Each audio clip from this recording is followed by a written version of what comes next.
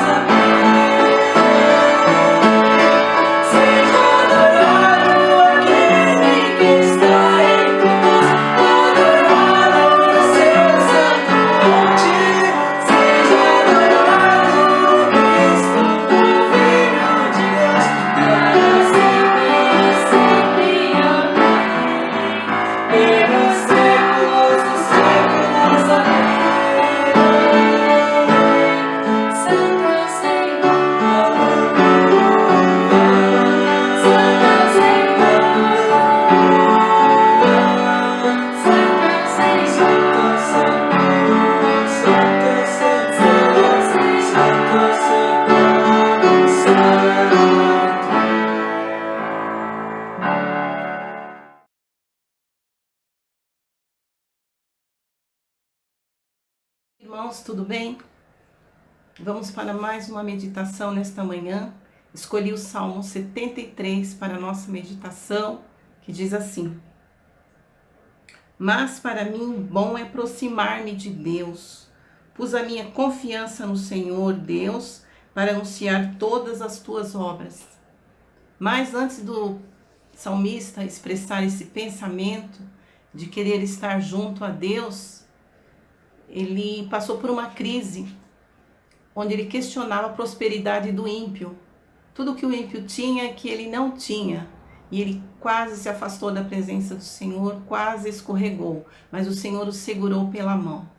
E quando ele entra no templo, ele se sente muito mal e ele reflete tudo aquilo que ele estava vivendo e reconhece a grandeza de Deus, tudo que só Deus podia fazer por ele. E ali ele é restaurado. E que esse seja o nosso desejo, o nosso pensamento de estarmos nos aproximando do Senhor. E que nada neste mundo, coisas que desejamos, as dificuldades nesse tempo que estamos vivendo, nada venha nos separar do amor de Deus. Nada venha nos afastar.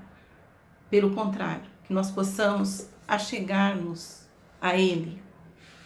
E como podemos nos achegar a Ele? É através da sua palavra, da sua leitura, da leitura da palavra de Deus, das orações, das devocionais que estamos fazendo todos os dias, assistindo os cultos, né, mesmo à distância, mas temos os cultos, temos a palavra de Deus que tem nos alimentado e estamos crescendo, continuando a crescer espiritualmente. Então, que nada venha nos separar do amor de Deus, da presença do Senhor. Vamos estar orando?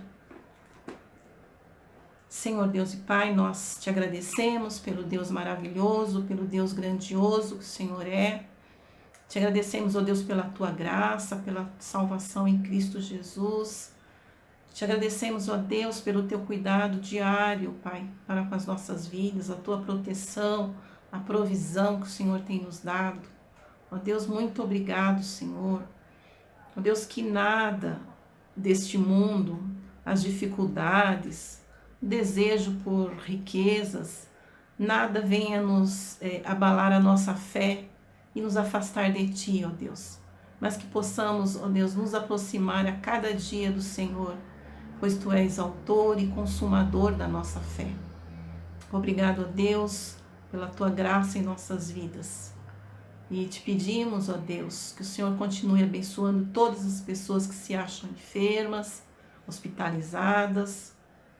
Ó Deus, aquelas que estão com problema de desemprego, Senhor, aquelas que estão em dificuldades financeiras, que o Senhor esteja socorrendo, Pai querido.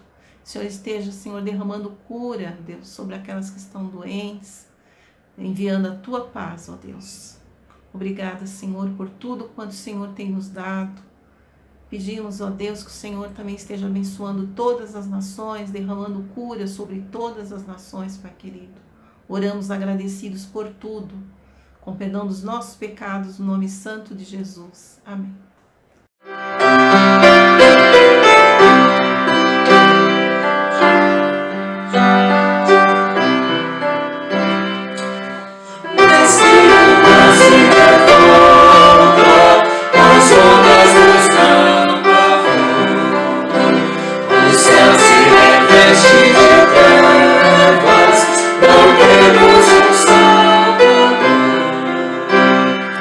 Nesta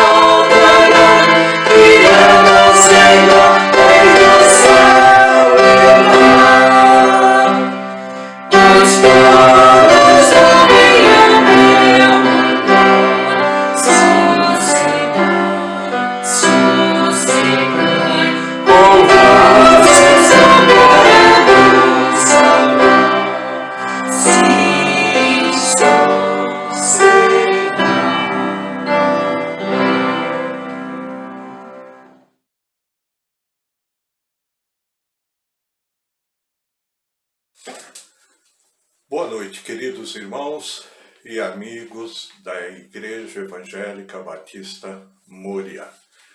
É um prazer poder estar falando com vocês nesta noite. Eu gostaria de trazer para a nossa meditação um texto que se encontra no Evangelho escrito por Lucas, no capítulo 7, do versículo 1 ao versículo 10. Diz assim a palavra do Senhor. Tendo terminado de dizer tudo isso ao povo, Jesus entrou em Cafarnaum. Ali estava o servo de um centurião, doente e quase à morte, a quem seu senhor estimava muito. Ele ouviu falar de Jesus e enviou-lhe alguns líderes religiosos dos judeus, pedindo-lhe que fosse curar o seu servo. Chegando-se a Jesus, suplicaram-lhe com insistência: este homem merece que lhe faças isso, porque ama a nossa nação e construiu a nossa sinagoga. Jesus foi com eles. Já estava perto da casa quando o centurião mandou amigos dizerem a Jesus: Senhor, não te incomodes, pois não mereço receber-te debaixo do meu teto. Por isso, nem me considerei digno de ir ao teu encontro, mas dize uma palavra, e o meu servo será curado. Pois eu também sou homem sujeito à autoridade e com soldados sob o meu comando. Digo a um, vá, e ele vai, e a outro, venha, ele vem. Digo a meu servo, faça isto, e ele faz. Ao ouvir isso, Jesus admirou-se dele e, voltando-se para a multidão que o seguia, disse: eu lhes digo que nem em Israel encontrei tamanha fé. Então os homens que haviam sido enviados voltaram para casa e encontraram o servo restabelecido. Eu gostaria de falar aos amados, em alguns minutos, sobre um tema, apenas uma palavra. Gostaria de destacar que Jesus tem palavras cheias de poder para você vencer os problemas da vida. Provérbios 18:10 diz o seguinte: o nome do Senhor é uma torre forte. Os justos correrão para ele e estão seguros. Queridos, nós vivemos num mundo complicado, principalmente nesses últimos meses, muito complicado. E entramos num novo ano, onde os problemas do ano passado não ficaram no ano passado. Eles entraram conosco neste ano. Dentre eles, eu poderia citar a pandemia, a violência, os falsos líderes. Vivemos num mundo inseguro, cheio de problemas. Mas eu quero dizer que as palavras de Jesus são cheias de poder e autoridade e sacodem o coração humano. O que é problema? Qual é o significado desta palavra problema?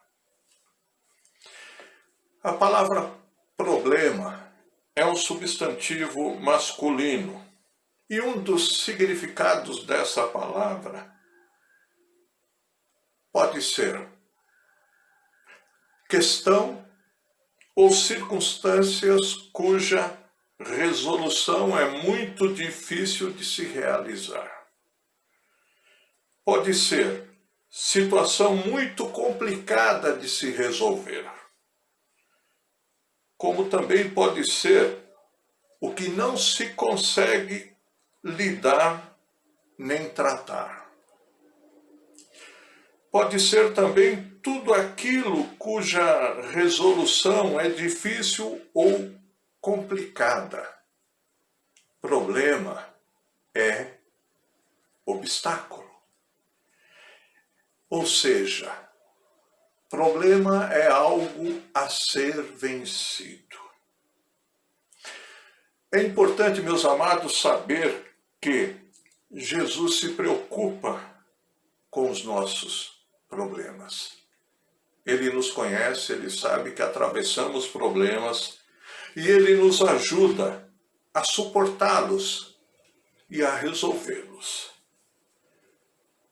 Cada problema vencido, cada obstáculo que nós vencemos, isso aumenta a nossa fé. Há vários tipos de problemas, alguns que podemos até mesmo evitar. Amizades prejudiciais, nós podemos evitar. Vícios, cobiça, maledicência, nós podemos evitar a maledicência. Mentira, a mentira nós podemos evitá-la. Mas há outros problemas, porém, que surgem devido às circunstâncias da vida e sobre os quais não temos controle.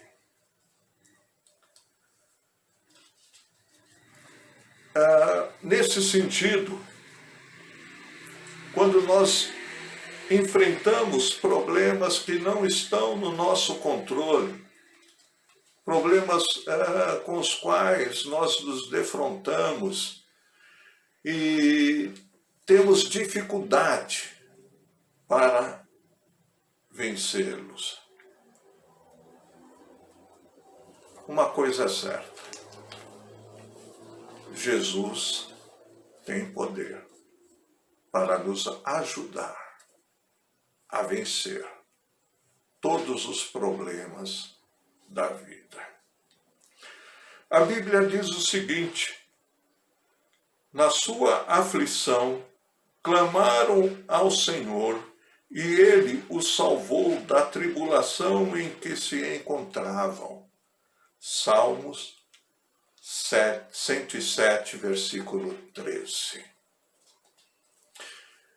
Entrando no texto que eu li, nós vemos um personagem central.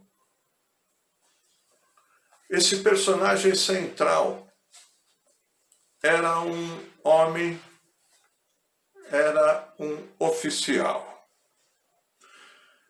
cujo nome nós desconhecemos. Nós sabemos a função que ele exercia. Ele era um centurião. Um centurião era um oficial romano que comandava 100 soldados. 100 soldados estavam debaixo das ordens do centurião. É impressionante ao olhar para esse centurião que a fé que ele tinha, a fé que ele professava em Jesus, chamou a atenção de Jesus. Nesse texto, apenas uma palavra, nós podemos tirar algumas lições e podemos aprender com este episódio. Com este episódio, nós podemos aprender que, para vencer os problemas da vida, os problemas que surgem, é necessário que você creia que Jesus pode resolver os seus maiores problemas. Veja o versículo 3. O centurião, ele ouviu falar de Jesus e enviou-lhe alguns líderes religiosos dos judeus, pedindo-lhe que fosse curar seu servo. Esse oficial romano, esse centurião, ouviu falar de Jesus e ele acreditou que Jesus poderia resolver o seu problema, que na verdade era o problema de um servo a quem ele estimava muito. Talvez você esteja pensando, pastor, mas isso foi naquele tempo. Não, Jesus não mudou. Ele é o mesmo ontem, hoje e eternamente. Qual é o seu problema? Qual é a sua dificuldade? Qual é a tribulação pela qual você está atravessando? Creia que Jesus pode resolver os seus problemas. E segundo, para vencer os problemas, é necessário que você reconheça que somente pela graça de Jesus seus problemas serão resolvidos. Olha o versículo 6, diz assim: Jesus foi com eles e já estava perto da casa quando o centurião mandou amigos dizerem a Jesus: Senhor, não te incomodes, pois não mereço receber-te debaixo do meu teto. Olhem a humildade desse centurião. O centurião sabia que na cultura judaica, um judeu não entrava na casa de um gentil. E esse centurião, sabendo dessa cultura judaica, ele se humilha, ele se coloca numa posição de humildade e ele diz, manda dizer, não foi nem ele ir dizer, mas ele mandou dizer: Senhor, não te incomodes, pois não mereço recebê-lo debaixo do meu teto. Talvez você esteja pensando, eu estou com problemas, eu sou dizimista, eu sou ofertante, eu não mereço estar atravessando por esse problema, Deus não está me ajudando. Veja, Deus te abençoa, não é porque você merece, é porque Ele é gracioso. Jesus te abençoa, não é por causa dos teus méritos, é porque Ele é misericordioso, é por causa da graça dEle. Outra coisa que eu gostaria de destacar é que muitas vezes nós dependemos dos nossos esforços. Não que isso exima a nossa responsabilidade ou aquilo que devemos fazer, mas algo que precisa ficar bem claro é que em tudo nós temos que colocar Deus à frente. Em tudo nós temos que colocar Jesus na frente. Nós devemos depender do poder de Jesus. Veja o versículo 7 diz: mas dize uma palavra, e o meu servo será curado. O centurião tinha plena certeza que bastava uma palavra de Jesus, que o servo dele seria curado. O centurião tinha consciência de quem era Jesus, que uma palavra de Jesus solucionaria todo o problema do servo do centurião, isto é, o curaria.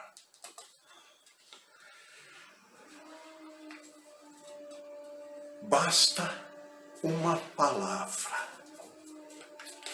Às vezes, nós reclamamos, às vezes nós lamuriamos, às vezes ficamos amargurados, ficamos angustiados, ficamos ansiosos, muitas vezes revoltados com Deus e com as pessoas. Você pode ficar assim. Ou você pode confiar em Jesus e estar convicto que seja qual for o problema, a dificuldade, Jesus, com uma palavra, ele pode resolver todo o problema. Basta uma palavra. Foi o que o centurião disse: Senhor, eu não sou digno que o Senhor venha até minha casa, eu não sou digno que o Senhor venha debaixo do meu teto. Mas se o Senhor disser apenas uma palavra, o meu servo será curado. Outra observação que eu gostaria é que, além da nossa humildade que devemos ter, nós devemos nos sujeitar à autoridade de Jesus. Foi o que o centurião fez. Ele era um centurião. Ele comandava 100 soldados, mas ele olhou e ele viu, digamos assim, entre aspas, que aquele Jesus tinha toda a autoridade. Toda a autoridade. E ele se sujeitou, ele se submeteu à autoridade de Jesus, pedindo que Jesus dissesse apenas uma palavra, e uma palavra de poder. Aquele homem acreditava que o poder de Jesus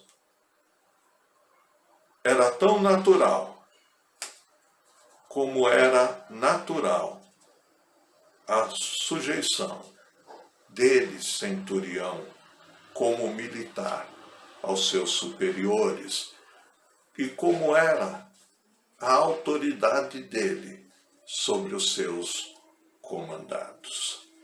Muitas pessoas, queridos, querem determinar as ações de Jesus. Muitas pessoas querem dizer o que Jesus deve fazer. Muitas pessoas querem colocar Jesus na parede, querem colocar Deus na parede e dizer-lhe o que é preciso que ele faça. Não cabe a mim, não cabe a você, não cabe a nós decretar ou tentar impor a Jesus qualquer coisa. Jesus é o Senhor. Ele é Senhor. Submeta-se a Ele. E nessa submissão, com humildade, clame a Ele. Para vencer os problemas, é necessário que você cultive uma fé sincera em Jesus. Olha o versículo 9. Ao ouvir isso, Jesus admirou-se dele e, voltando-se para a multidão que o seguia, disse: Eu lhes digo que nem em Israel encontrei tamanha fé. Aquele centurião tinha uma fé sincera, uma fé genuína. Ele creu em Jesus. Ele se submeteu em Jesus. Jesus quer que você tenha uma fé sincera nele. Que você acredite que Ele pode dar solução. Que você acredite que Ele pode te dar socorro, te dar conforto, te dar consolo. Que Ele pode fazer você atravessar os problemas e no final sair vencedor deles. Jesus pode. Você deve cultivar a sua fé sincera em Jesus. Você não precisa nada mais além disso. A fé genuína, meus amados, é fruto de uma decisão pessoal de caminhar com Cristo. E deve ser cultivada no nosso dia a dia, em todos os momentos da nossa vida. Viva essa fé, uma fé viva e verdadeira. Não se trata, queridos, de rituais religiosos. Porque, para dizer a verdade, rituais religiosos nós temos bastante.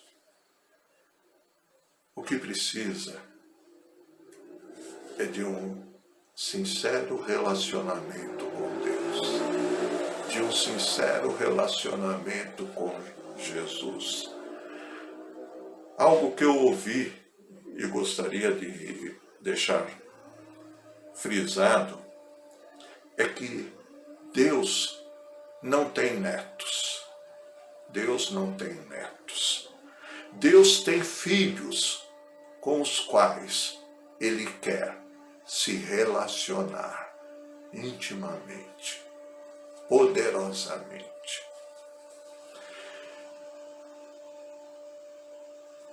Em quarto, confie que a solução virá no momento certo. Às vezes, nós achamos que o momento certo é agora. Mas o momento certo é aquele que Deus determinar. Olha o versículo 10. Então os homens que haviam sido enviados voltaram para casa e encontraram o servo restabelecido. Jesus disse apenas uma palavra. E eu acredito, pelo texto, que essa palavra foi: ser curado. Fique curado. Então os homens que haviam sido enviados voltaram para casa e encontraram o servo restabelecido. Não importa o tempo, não importa o processo que Deus vai usar, o processo que Jesus vai usar. O que importa é o fato. E o fato é, ao que crê e reconhece e depende, confia e se sujeita e cultiva a fé em Jesus, no momento certo será abençoado. Para terminar, gostaria de deixar 2 versículos. Jesus, ele disse no Evangelho de João, capítulo 16, versículo 33, neste mundo vocês terão aflições, contudo, tenham ânimo, eu venci o mundo.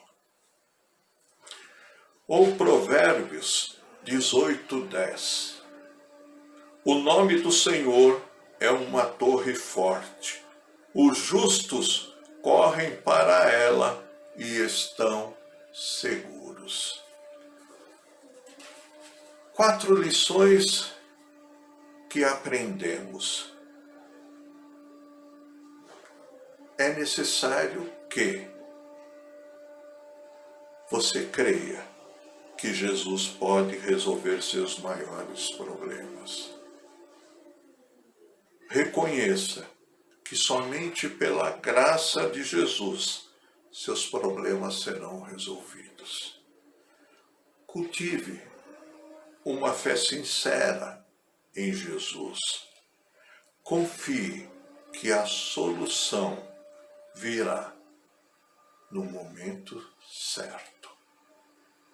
Faça isso com toda humildade, com toda reverência a Jesus Cristo, nosso Senhor, nosso Redentor.